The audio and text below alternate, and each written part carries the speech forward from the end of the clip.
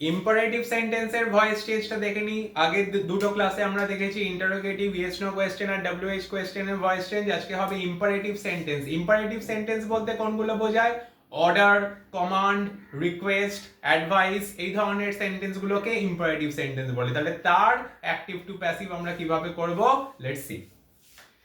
Do the work now, do the work নাও, এখনই কাজটা করো। ইম্পারেটিভ সেন্টেন্স, আদেশ দেওয়া হচ্ছে, কিভাবে হবে দেখো।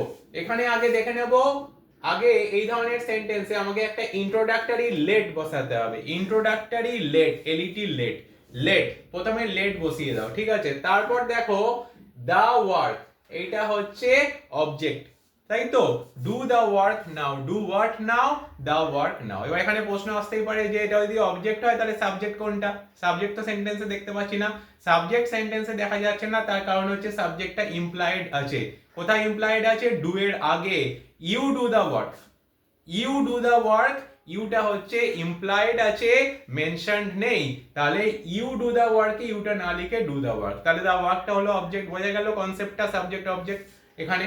তাহলে লেট, তারপর হচ্ছে the work be done now, let the work be done now, এই হলো ইম্পারেটিভ সেন্টেন্সের ভয়েস চেঞ্জ। নেক্সট হচ্ছে ক্লোজ দ্য ডোর, একইভাবে let the door be closed.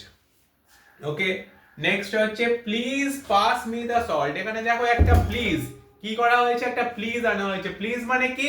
Please মানে হচ্ছে রিকোয়েস্ট, তাই তো। তাহলে রিকোয়েস্ট যখন সেন্টেন্স হয় সেখানে আমাকে করতে হবে you are requested, you are requested to pass me the salt. আর কিপ অন ওয়াকিং, এই সেন্টেন্সে দেখো কোনো অবজেক্ট নেই, এটা একটা মজার সেন্টেন্স। এখানে দেখো কোনো অবজেক্ট নেই, সাবজেক্ট তো আছে ইউ, ইউটা ইমপ্লয়েড আছে যেমন বোঝালাম, কিন্তু কোনো অবজেক্ট নেই।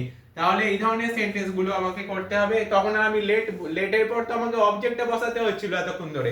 এবার অবজেক্ট যদি নাই থাকে লেটের পর বসাবো কি? তাহলে আমি করব কি, ইউ আর অর্ডার্ড। যেমন এখানে প্লিজে আমরা করেছিলাম ইউ আর রিকোয়েস্টেড, এখানে করব ইউ আর অর্ডার্ড টু, তারপর যেরকম আছে কিপ অন ওয়াকিং। এইভাবে ইম্পারেটিভ সেন্টেন্স অ্যাক্টিভ থেকে প্যাসিভ ভয়েসে চেঞ্জ করতে হয়। Thank you, by.